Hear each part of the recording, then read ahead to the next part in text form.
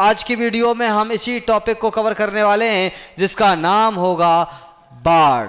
तो स्टार्ट करते हैं अपने वीडियो को शुरुआत करने से पहले हम बात करेंगे आपदा के बारे में। दोस्तों, आखिर ये आपदा होती क्या है, ठीक है ना दोस्तों। तो देखिएगा, पहले बात करते हैं आपदा के बारे में। तो आपदा प्रायः एक अनापेक्षित घटना होती है जो ऐसी ताकतों द्वारा गठित होती है जो मानव के नियंत्रण में नहीं होती दोस्तों, और यह थोड़े समय में और बिना चेतावनी के घटित होती है, जिसकी वजह से मानव जीवन की क्रियाकलाप का नुकसान होता है दोस्तों।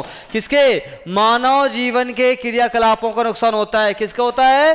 क्रियाकलापों का नुकसान। यानी कि आपको बता दिया जाए, आपदा क्या है? आपदा एक अनपेक्षित घटना है दोस्तों, जिसकी हम अपेक्षा नहीं करते। हम बैठे हुए हैं, आज हम जो है बात कर रहे हैं इस टॉपिक के बारे में। आज हम वीडियो बना रहे हैं आपदा पर, लेकिन ये कब घटित हो जाए हमें भी नहीं मालूम है। पता चले भूकंप आ जाए और यहीं पे सब कुछ स्वाहा हो जाएगा, वीडियो बन जाएगा और आराम से आप भी देख लोगे, लाइव टेलीकास्ट हो जाएगा दोस्तों मेरे साथ में। छोड़िए, बात करते हैं अपने टॉपिक की। तो आपदा की कोई समय सीमा नहीं होती दोस्तों, ये कभी भी किसी वक्त भी किसी जगह पर भी ये जो है घटित हो सकती है आपदा, ठीक है ना दोस्तों। आपदाएं कितने प्रकार की होती हैं? जैसे कि आप देख पाते हैं, आपदाएं दो प्रकार की होती हैं। कितने प्रकार की? आपदाएं दो प्रकार की होती हैं, प्राकृतिक आपदाएं और मानव निर्मित आपदाएं दोस्तों। कौन कौन? प्राकृतिक और मानव निर्मित आपदाएं। तो आप बात करते हैं यहां पे, जैसे कि कुछ आपदाओं के एग्जाम्पल हैं दोस्तों यहां पे दे रखे हैं। तो देखिएगा, हम बात करते हैं जैसे कि धरती का धंसना। धरती का धंसना यानी कि होता क्या है, कभी कभी लोग कहते थे धरती फट गई है। क्या हो गई है? धरती फट गई है, उसी को कहा जाता है धरती का धंसना। एक कारण क्या होता है? जैसे भूकंप का आना, इसकी वजह से भी धरती फट जाती है। कभी कभी बाढ़ की वजह से भी मिट्टी का खिसक जाना, मिट्टी की वजह से कभी कभी बाढ़ की वजह से भी धरती फट जाती है, ठीक है ना दोस्तों। पहाड़ों का खिसकना दोस्तों, आपने कभी कभी क्या पहाड़ों का खिसकना दोस्तों आपने देखा होगा। ज्यादातर जो पहाड़ी इलाके होते हैं वहां पे रास्ते ज्यादातर जाम रहते हैं। ज्यादातर कब जाम रहते हैं? जब बरसात का मौसम होता है। क्यों होता है? क्योंकि वहां पे अत्यधिक बारिश होने की वजह से वहां पर जो पहाड़ होते हैं, उनकी जो मिट्टी होती है, जो पहाड़ के जो पत्थर होते हैं, वो स्लाइड कर जाते हैं, यानी कि वो वहां से खिसक कर नीचे की ओर ढह जाते हैं। समझ रहे हैं दोस्तों? कहां की ओर जाते हैं? नीचे की ओर ढह जाते हैं। जैसे कि आपको यहां पे दिखा सकते हैं दोस्तों, ये देखिएगा, ये देख रहे हैं आप, ये पहाड़ों से वहां की जो मिट्टी है वो नीचे की ओर ढह गई है। तो ये क्या है? ये है, क्या कह सकते हैं आपको, पहाड़ों का खिसकना या मिट्टी का, पहाड़ों की मिट्टी का नीचे आना, ठीक है, या लैंडस्लाइड, ठीक है दोस्तों। चलिए बात करते हैं हम आगे। कहा जाए यहां पे क्या क्या है? पहाड़ों का खिसकना। सूखा दोस्तों, क्या है? सूखा। सूखा क्या होता है? सूखा दोस्तों, सूखा का मतलब होता है कि जब किसी एक विशेष क्षेत्र में समय पर बारिश ना हो तो उस क्षेत्र में सूखे की संभावना बढ़ जाती है। यानी कि पानी की कमी वाले क्षेत्रों में सूखा उत्पन्न होता है दोस्तों, ठीक है। बाढ़, आज इस टॉपिक को ही कवर करेंगे दोस्तों इस वीडियो में हम। ध्यान रखिएगा, किसको कवर करने वाले हैं? बाढ़ को, ठीक है। तो ये बाढ़ है, क्यों आती, कैसे आती है, इसमें आगे पढ़ेंगे हम लोग, ठीक है। बादल का फटना। बादल का फटने का मतलब होता है दोस्तों अत्यधिक बारिश का आना। एक कारण क्या है अधिक मात्रा में बारिश होने का, उसके बारे में भी जो हम वीडियो बनाएंगे नेक्स्ट, तब उसके बारे में बताएंगे। बादल का फटना। चक्रवात दोस्तों, चक्रवात का मतलब क्या होता है?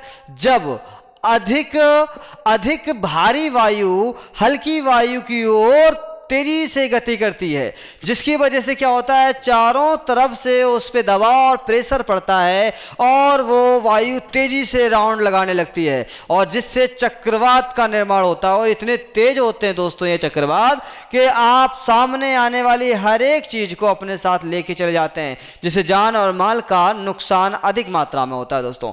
चलिए बात करते हैं ज्वालामुखी। ज्वालामुखी विस्फोट। दोस्तों ज्वालामुखी विस्फोट क्या होता है, आपको बता दिया जाए कि जो ज्वालामुखी यानी पृथ्वी के अंदर जो क्राउड है उसमें लावा है, और ये लावा समय समय पर अलग अलग क्षेत्रों में जो जहां पे ज्वालामुखी है वहां पे फटता रहता है। ठीक है, तो इसके बारे में भी हम आगे डिस्कस करेंगे।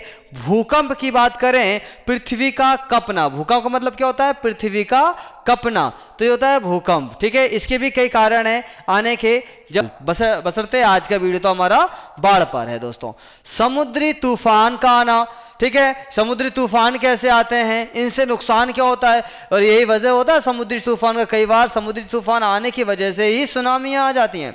चलिए, सुनामी आना, अकाल आदि, ये सब प्राकृतिक आपदाएं हैं। क्या है दोस्तों, ये जितनी भी मैंने चीजें एग्जांपल दी हुए हैं, जितने भी एग्जांपल हैं, सब क्या है, आपदा के एग्जांपल हैं दोस्तों। चलिए अगले टॉपिक पे जाते हैं। यहां पे देख पाए, मैं बता रहा था, ये है सूखा। क्या है दोस्तों, ये सूखा है, ये है आपका लैंडस्लाइड, यानी कि धरती का, यानी पहाड़ों से मिट्टी का खिसकना, भूस्खलन, इसे क्या कहते हैं हम लोग दोस्तों, भूस्खलन कहते हैं। ये देख पा रहे हैं बाढ़ का चित्र है, किस प्रकार से जो मकान दिखा रहे हैं जलमग्न हो चुके हैं। यहां के लोगों को क्या पता था कि बारिश आने वाली है, और बारिश आने की, इतनी ज्यादा बारिश आ जाएगी कि बेचारे डूब ही जाएंगे। वो उनके घर भी डूब जाएंगे, जिस बेचारों ने बड़े मेहनत से पैसा, एक एक पैसा इकट्ठा करके बेचारों ने मकान बनाए थे। लेकिन क्या हुआ अंत में, लेकिन प्रकृति ने तो नहीं देखा ना कि मेहनत से हुआ है या कैसे कहीं और से इंतजाम करके बनाया हुआ है। प्रकृति ने तो अपना छापा मारा और सब ध्वस्त कर दिया। ठीक है ना। चलिए, ये देख पा रहे हैं आप, भूकंप का चित्र दिया हुआ है। भूकंप आया, सेकंडों में आया और सालों की मेहनत को राख करके चला गया, ढेर करके चला गया। दोस्तों क्या हुआ, ये भूकंप सेकंड के लिए आया, कुछ सेकंडों के लिए आता है और लाखों की संपत्तियों को ढेर करके चला जाता है। दोस्तों ठीक है, वहीं अगर हम बात करें चक्रवात की, तो देख पा रहे हैं आप किस प्रकार से चक्रवात आते हैं और अपने साथ सब कुछ उड़ा ले जाते हैं। ठीक है, ये देख पा रहे हैं जंगल में लगी आग, ये भी एक प्राकृतिक आपदा है दोस्तों, ये भी एक आपदा का अंग है। जंगल में लगी आग, कई जंगली जीव का नुकसान होता है, वनस्पतियां जल जाती हैं, जीव जंतु जल जाते हैं, भारी पैमाने में जान का नुकसान होता है दोस्तों। ठीक है, चलिए अब बात करते हैं अपने टॉपिक की, बाढ़ की। दोस्तों किसकी बात करेंगे अब हम बात करते हैं अपने टॉपिक बाढ़ की। आखिरकार इसके बारे में डिस्कस करते हैं। ठीक है, देखिएगा बाढ़ क्या है। जैसे कि मैंने बताया, बाढ़ भी एक जो है, बाढ़ क्या है, बाढ़ अत्यधिक बारिश होने की वजह से किसी विशेष क्षेत्र में पानी का सैलाब आ जाने से क्या होता है, बाढ़ उत्पन्न होती है। बाढ़ उत्पन्न होने के कई कारण हो सकते हैं, जैसे कि डैम यानी कि बांधों से एक साथ पानी छोड़ देना। दूसरा कारण जो ग्लोबल वार्मिंग है, ग्लोबल वार्मिंग वजह से अधिक तापमान होने की वजह से ग्लेशियरों का पिघलना, जिससे ग्लेशियर का पिघलना जिससे नदियों के वाटर लेवल, पानी के लेवल का जो उठना है ऊपर उठ जाता है, और जिससे जो नदी किनारे के इलाके जो क्षेत्र होते हैं, जो नदियों के किनारे बसे हुए क्षेत्र होते हैं, नदी बेसिन के जो क्षेत्र होते हैं, वो इससे प्रभावित हो जाते हैं दोस्तों। ठीक है, और जिससे जान और माल की हानि होती है। बात करते हैं बाढ़। बाढ़ एक ऐसी आपदा है जो अतिवृष्टि द्वारा उत्पन्न होती है। यानी कि बताया था अतिवृष्टि क्या होती है दोस्तों, अतिवृष्टि का मतलब होता है अत्यधिक बारिश का होना। क्या होती है दोस्तों, अत्यधिक बारिश का होना। और जब अधिक बारिश होती है, एक अनुमान लगाया जाता है कि लगातार मूसलाधार, अगर 6 घंटे तक लगातार मूसलाधार बारिश अगर हो जाए तो उस विशेष क्षेत्र में बाढ़ आने की संभावना 90% बन जाती है दोस्तों। ठीक है ना। तो अतिवृष्टि द्वारा उत्पन्न होती है बाढ़। अतिवृष्टि के अलावा मानवीय कारण भी बाढ़ उत्पन्न करने में सहायक होते हैं दोस्तों। यानी कि कुछ कारण ऐसे भी हैं जो बाढ़ आने में सहायक करते हैं, सहायता करते हैं। और वो सहायता कौन से हैं, वो है मानवीय कारण। जरा देख लेते हैं कौन कौन से हैं मानवीय कारण। देखिएगा, जैसे प्राकृतिक प्रवाह में अवरोध उत्पन्न करना। अगर आप जो पानी जिस रास्ते से बह रहा है उस रास्ते पे आप बांध बना लिए, या मकान बना लिए या जंगलों को काट दिए, होगा क्या? अवरोध पैदा हो जाएगा। यानी कि उस जगह पर जब आप बांध बना लेंगे तो पानी रुक जाएगा जिस स्पीड से आना चाहिए, और पानी धीरे धीरे जमा होता जाएगा, और जब प्रेशर ज्यादा होगा तो बांध को भी तोड़ देगा, और बांध के उस पार जो लोग रह रहे होंगे वो सारे उस पानी की चपेट में आ जाएंगे दोस्तों। ठीक है ना? पहला है प्राकृतिक प्रवाह में अवरोध उत्पन्न करना, रास्ता बदल देना, या पहले जो बड़ी बड़ी नदियां हैं उनको मतलब छोटे छोटे कर करके नाले बना देना। दोस्तों क्या हो गया? नाले बना देना। तो प्राकृतिक अवरोध जो है प्रवाह में अवरोध उत्पन्न करना। बांधों एवं तटबंधों के टूटने से, जब कभी किसी बांध का या कोई तटबंध जो आपने नदी पे लगा रखा है वो टूट जाता है, ठीक है दोस्तों, अगर बांध आपका या तटबंध किसी प्रकार से टूट जाते हैं तो एक साथ इकट्ठा पानी एक साथ छूटता है, और जिसकी वजह से वो अपने रास्ते में आने वाले जान माल सबका ध्वस्त कर सबको अपने रास्ते में आने वाले जान माल सबको ध्वस्त करता हुआ चला जाता है दोस्तों। ठीक है, बात करते हैं बांधों द्वारा अचानक अधिक मात्रा में जल छोड़ना। जब कभी बांधों का पानी लेवल बढ़ जाता है दोस्तों तो होता क्या है? पानी का लेवल बढ़ने से होता क्या है कि वहां पे मजबूरन में पानी को छोड़ना पड़ जाता है, बांध के पानी को छोड़ना पड़ जाता है, जिससे क्या होता है कि जो नदी का पानी लेवल होता है वो बढ़ जाता है। जब पानी लेवल बढ़ जाएगा तो उसके क्षेत्र में, उसके आसपास क्षेत्र में रहने वाले जो लोग हैं वो उससे प्रभावित हो जाएंगे, और इसलिए उनको उस बांध का पानी छोड़ने से पहले उन लोगों को जो नदी किनारे रह रहे हैं, नदी बेसिन के क्षेत्र में रह रहे हैं, उनको सूचना दे दी जाती है कि आपको इतने समय से पहले पहले अपनी बस्तियां खाली कर देनी है, अपने घर छोड़ देने हैं, अपने स्थान से हट जाना है, नहीं तो सरकार या सुरक्षा कर्मी किसी प्रकार से आपकी मदद नहीं कर सकते हैं, क्योंकि आपको पहले से सूचना दे दी गई है। बांध का जब पानी छोड़ते हैं तो आम जनता को या उन नदी के किनारे बसे मकान में रहने वाले लोगों को पहले से सूचना दे दी जाती है कि आप रास्ता साफ कर दें, यानी कि आप अपने मकान छोड़ दें, हमने यहां से मजबूरी में पानी छोड़ना पड़ा है। अगर ना छोड़ते तो बांध टूटने के चांसेस थे, और बांध टूटता तब तो फिर मतलब ही नहीं बनता, किसी को बचाने की कोई आशंका ही नहीं थी दोस्तों। तटीय क्षेत्रों में वनोन्मूलन, यानी कि जो नदियों के किनारे के जो इलाके हैं, अगर उन नदियों के तटों पर लगे हुए पेड़ों को आप जंगलों को साफ कर देंगे, होगा क्या? पानी जब नदी का लेवल बढ़ेगा तो आसपास फैलेगा, और स्पीड से जब बढ़ेगा तो उसे रास्ता क्लियर मिलेगा। पेड़ अगर होते, जंगल अगर होता तो सब पानी को उतनी स्पीड से आने में वक्त लगता, या स्पीड उसकी कम हो जाती, तो हो सकता था जान माल का नुकसान कम होता। लेकिन आपने क्या किया, मतलब लोगों ने क्या किया, हम लोगों ने क्या किया, उन पेड़ों को काट दिया, जंगल साफ कर दिए, और तो और नदियों का रास्ता साफ कर दिया, जिसकी वजह से वो कहीं पर भी बह जाती हैं, और आपका मकान किसी, उनकी दिशा प्रभागी कोई और है, आपका मकान कहीं और है, फिर भी बहते हुए आपके मकान की ओर आ जाते हैं, और आपका मकान भी इस पानी में ही जलमग्न हो जाता है। तो ये कारण किसका है? हम लोगों का ही है। इसीलिए हमें जो क्या करना है भैया, तटीय क्षेत्रों में जो वन है यार, उनको बचा के रखना है, कैसे भी करके उनका संरक्षण करना है, ताकि बाढ़ को कंट्रोल किया जा सके दोस्तों। ठीक है, अगला है बाढ़ के आने से व्यापक स्तर पर जन धन की हानि होती है एवं पर्यावरण पर भी प्रतिकूल प्रभाव पड़ता है। बिल्कुल सही बात है, आपको पता होना चाहिए जब बाढ़ आती है तो क्या इंसानों पर ही प्रभाव पड़ता है? नहीं ना, कई जंगल के जंगल बाढ़ में बह जाते हैं, और तो और जंगल में रहने वाले जीव जंतु भी इससे प्रभावित होते हैं। इसलिए बाढ़ आने से सिर्फ मानव ही प्रभावित नहीं होता, जंगली जानवर और तो और जंगल भी इससे प्रभावित होते हैं दोस्तों। बाढ़ एक जलीय प्रक्रम है जो नदियों के बेसिन अथवा मैदानी भाग को प्रभावित करते हैं। यानी कि बाढ़ क्या है? एक जलीय प्रक्रम है, यानी कि जब नदियों का पानी उसके लेवल से ज्यादा बढ़ जाता है तो उसे बाढ़ कहते हैं, पहली बात। दूसरी बात, जहां जहां उस मतलब उस नदी का पानी जाता है उसको बेसिन कहा जाता है। जिन जिन क्षेत्रों में उस नदी का प्रभाव होता है उसे बेसिन कहते हैं। इसीलिए उस नदियों के बेसिन अथवा मैदानी भाग को ये कर देता है, प्रभावित करता है, यानी प्रभावित कर देता है, यानी कि वहां के लोगों को जन धन का नुकसान पहुंचाता है। क्या करता है? जन धन का नुकसान पहुंचाता है दोस्तों। ठीक है, अगला देखो क्या है। जैसे कि आप देख पा रहे हैं यहाँ पे बाढ़ आई, बेचारे इन लोगों को कुछ पता था क्या बाढ़ आने वाली है? नहीं मालूम था।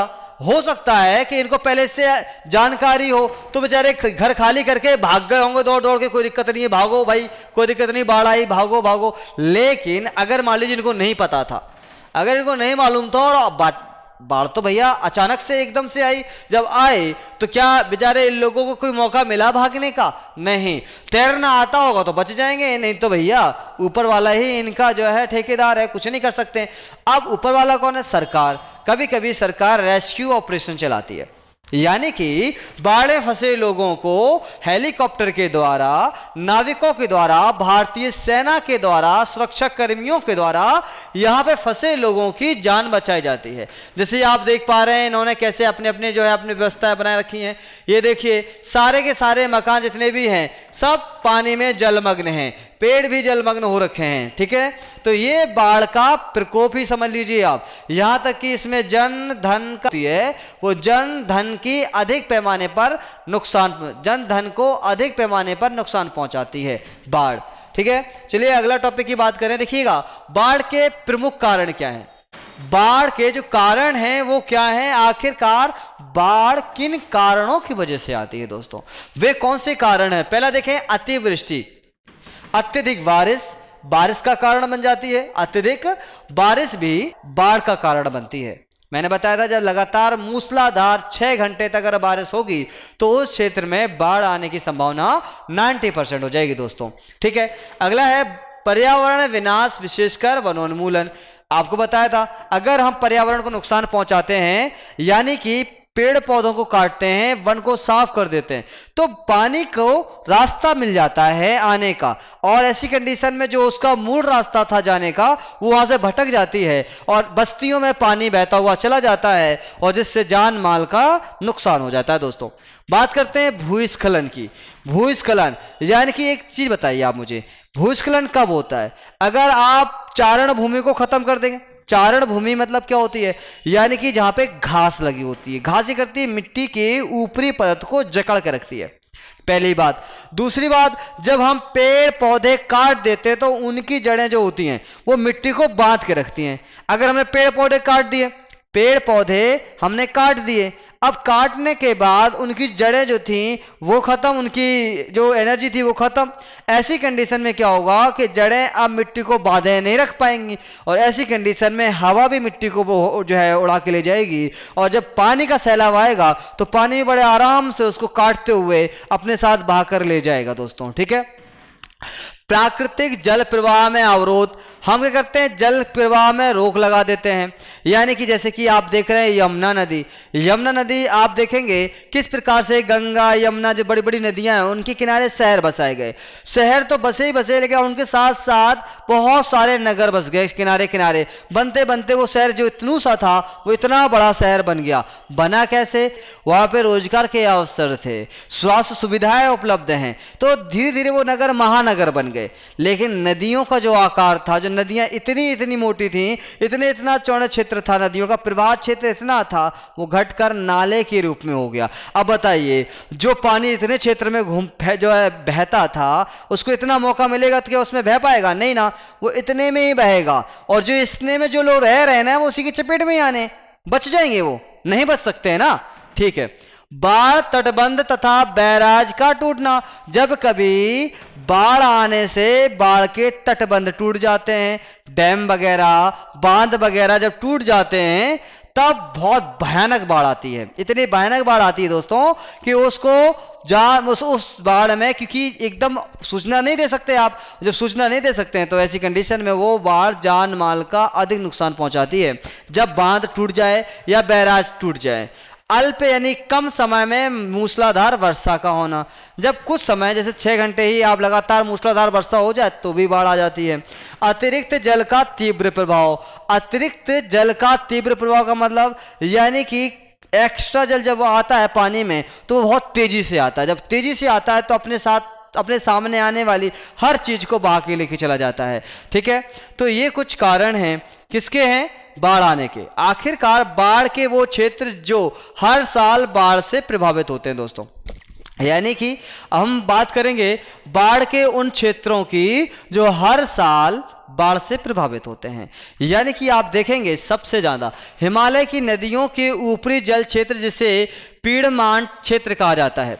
किसे कहते हैं, पीड़मांड क्षेत्र। जैसे कि देहरादून वाला इलाका जो हो गया, नैनीताल वाला जो इलाका हो गया, ये वाले इलाके में हमेशा क्या होता है कि हिमालय की नदियों पे पानी ज्यादा आ जाता है और आने की वजह से यहाँ के पर रहने वाले जो लोग होते हैं, मकान जो बने होते हैं, वहां पर ये पानी पहुंच जाता है, जिसकी वजह से वो नीचे से मिट्टी को काटना शुरू कर देता है और बने हुए मकान 2-2 मंजिला 3-3 मंजिला पानी में ही ढह जाते हैं। जैसे कि आपने पिछली बार अभी बीच में जो एक बाढ़ आई हुई थी केदारनाथ में, आपने देखा होगा वहां पे कैसे 2-2 3-3 मंजिला ही पानी में ही चले गए थे। तो इसका यही कारण था। दूसरा है गंगा के ऊपरी, मध्य तथा निचले डेल्टाई प्रदेश। अब गंगा बेसिन जो था पहले पूरा पानी वहां फैला करता था, घुमा करता था, आज गंगा को समेट के छोटा कर दिया है, वहां पे बड़े बड़े नगर बसा दिए।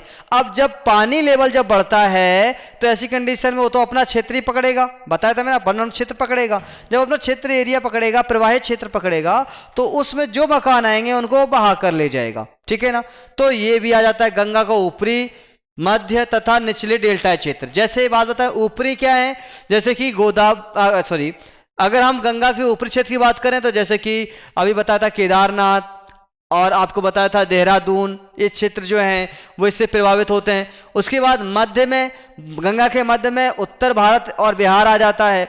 इसमें उत्तर भारत में भी बाढ़ का प्रभाव होता है और बिहार में सबसे ज्यादा बाढ़ का प्रभाव होता है। आपको आंकड़े बताएं तो भारत में वह राज्य जो बाढ़ से सबसे ज्यादा प्रभावित है तो वो है बिहार। ठीक है ना दोस्तों, कौन है, बिहार। बिहार में हर साल हजारों की तादाद में, लाखों की तादाद में लोग बेघर हो जाते हैं, इतनी बाढ़ आती है वहां पे। ठीक है दोस्तों, उसके बाद आता है ब्रह्मपुत्र एवं इसकी नदियों की घाटियां।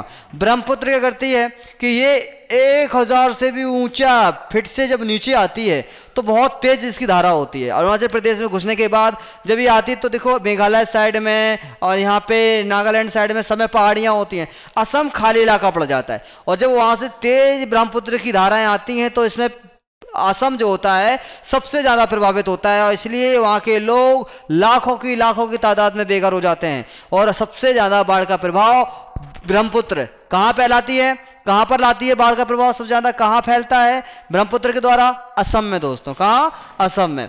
महानदी, गोदावरी, कावेरी, कृष्णा नदियों के डेल्टाई क्षेत्र, नर्मदा और ताप्ती बेसिन भी किसके कारण है, मतलब बेसिन भी बाढ़ आने के प्रमुख क्षेत्र हैं। इन क्षेत्रों में भी महानदी के बेसिन में, गोदावरी, कावेरी, कृष्णा नदियों के डेल्टाई क्षेत्रों व नर्मदा और ताप्ती बेसिन में बाढ़ की संभावनाएं हर साल बनी रहती हैं और यहाँ के हर साल हजारों लोग प्रभावित होते हैं बाढ़ से दोस्तों।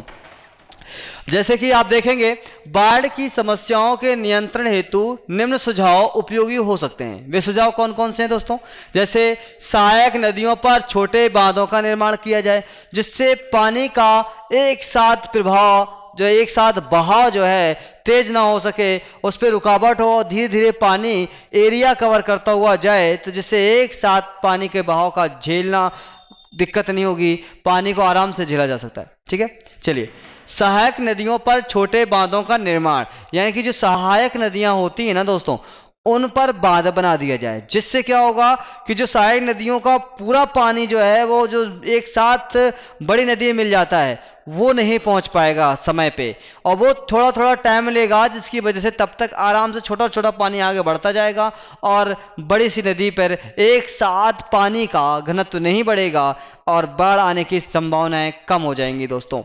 नदियों के ऊपरी क्षेत्र में छोटे छोटे जल संधारण क्षेत्र बनाए जा सकते हैं। यानी कि नदियों के जो ऊपरी क्षेत्र होते हैं वहाँ पे छोटे छोटे जल संभारण क्षेत्र बना दीजिए, जहाँ पर पानी भरता चला जाए और पानी कम होता चला जाए, जिससे बाढ़ पर जो नदियों पर जो पानी का दबाव था, जो एक्स्ट्रा पानी था, वो बढ़ता हुआ चला जाए और आगे पानी कम होता चला जाएगा तो बाढ़ का प्रभाव कम हो जाएगा दोस्तों। फिर है नदियों के जल ग्रहण क्षेत्र में सघन वृक्षारोपण। जहां पर नदियां जल ग्रहण करती हैं, जहां पर नदियों में पानी का लेवल बढ़ता है, वहां पे अधिक मात्रा में अधिक से अधिक वन लगाए जाएं। वनोन्मूलन जो है कह सकते हैं, वहां पे वनोन्मूलन रोक कर, वहां पे वन लगाकर हम कहीं ना कहीं जाकर पानी की स्पीड को रोक सकते हैं दोस्तों। तटबंधों को टूटने से बचाना। तटीय क्षेत्रों में बाढ़ चेतावनी प्रणाली विकसित करना आवश्यक है, जिससे समय पर चेतावनी देकर जनधन की हानि से बचा जा सके दोस्तों। क्या होता है कि जिससे समय पर चेतावनी देकर जनधन की हानि से बचाया जा सकता है दोस्तों। ठीक है, तो तटीय क्षेत्रों में ऐसे यंत्रों को स्थापित किया जाए जिससे कुछ समय पहले ही पता चल जाए कि वहां बाढ़ आने वाली दोस्तों। तो ऐसी कंडीशन में वहां पे लोग अपनी जान तो बचा ही सकते हैं कम से कम। ठीक है, बात करते हैं नदियों के किनारे अतिक्रमण कट बस्तियों के बसाव पर रोक लगाई जाए। जैसे कि आपको बता दें, यमुना नदी के आसपास, गंगा नदी के आसपास, बड़ी बड़ी जो नदियां हैं उनके आसपास बहुत ज्यादा अतिक्रमण हो रहा है। मतलब बहुत ज्यादा लोग वहां पे, कुछ प्रॉपर्टी डीलर्स जो हैं वो छोटे मोटे पैसे ले लूके उनको जो है दे देते हैं, और गरीब लोग जिनके पास खुद के मकान नहीं है वो भी सोचते हैं हमारा मकान हो गया, और वो उन खास करके जो नदियों के पुस्ता इलाके होते हैं उनमें जाकर अपना मकान बना लेते हैं। यार वो इलाके जहां पे हर साल पानी का लेवल बढ़ता है, हर साल नदी में पानी का लेवल बढ़ते ही वहां बाढ़ आती है, लोग वहां पे रह लेते हैं और मकान बना लेते हैं। यहां तक कि अगर आप देखें तो वहां पे तो लोग 5-5 क्या 4-4, 6-6, 10-10 मंजिला तक बना कर रह रहे हैं, लेकिन जब बाढ़ आती है तो वो सब के सब जो है फिर से जनधन के नुकसान में शामिल हो जाते हैं दोस्तों। इसीलिए सरकार को चाहिए कि ऐसे निर्णय लिए जाएं कि जो नदी किनारे इलाके हैं, नदियों का जो प्रवाह है उनको रोकने वाली जितनी भी समस्याएं हैं उनको हटाया जाए, उनको खत्म किया जाए, और नदियों के प्रवाह में किसी प्रकार की रुकावट हो उसको खत्म किया जाए। ये सरकार का दायित्व होना चाहिए दोस्तों। नदियों के जल ग्रहण क्षेत्र में वन विनाश पर रोक लगाई जाए। जो नदियों के जल ग्रहण क्षेत्र हैं वहां पे जो वनों को काटा जा रहा है उनको रोका जाए, उस विनाश पर पाबंदियां लगाई जाएं दोस्तों। नदियों में गाद जमा ना हो इसके विशेष प्रबंध रखा जाए। गाद क्या होती है आपको पता है? नदियां हजारों मीटर दूरी से चलकर आती हैं, तो धीरे धीरे तटों को, वो जो नदी के तटबंध होते हैं उनको तोड़ती हुई आती है, जिससे धीरे धीरे नदी में बहुत सारा कीचड़ भर जाता है, जिसे हम गाद कहते हैं। जब कीचड़ भर जाएगा, नदी है मान लो इतनी गहरी, नदी है 10 फीट की, और 10 फीट की नदी में अगर 5 फीट का गाद भर जाएगा तो उस पर 5 फीट तक ही पानी आएगा। अब 10 फीट की नदी में 10 फीट का पानी आता है, उसमें 5 फीट का पानी आने लायक बचा हुआ है, तो 5 फीट पानी कहां जाएगा? वो अगल बगल फैलेगा और जो बाढ़ का कारण बनेगा। इसीलिए सरकार को चाहिए, शासन को चाहिए कि समय समय पर नदियों को साफ करने का प्रावधान करें, यानी कि नदियों में जमी हुई गाद को समय समय पर हटाने का काम करें, साफ करने का काम करें दोस्तों। ठीक है, उचित योजना तैयार करना आवश्यक है। बाढ़ को कंट्रोल करने के लिए उचित से उचित योजनाएं बनाना सरकार के हक में आता है, और सरकार को चाहिए कि उचित से उचित योजनाएं बनाएं और ये बाढ़ को कंट्रोल किया जाए, जिससे जनधन की हानि को रोका जाए दोस्तों। ठीक है, तो आज की वीडियो में इतना ही दोस्तों। अगर आपको वीडियो अच्छा लगे तो ध्यान रखिएगा, कमेंट के माध्यम से बताइएगा, और जो नेक्स्ट वीडियो आप चाहते हैं बनाना कि सर आप इस टॉपिक पे वीडियो बनाएं, तो आप कमेंट के माध्यम से बताइए, हम वो वाले वीडियो पर भी काम करेंगे। तब तक के लिए टाटा, बाय बाय, खुदा हाफिज।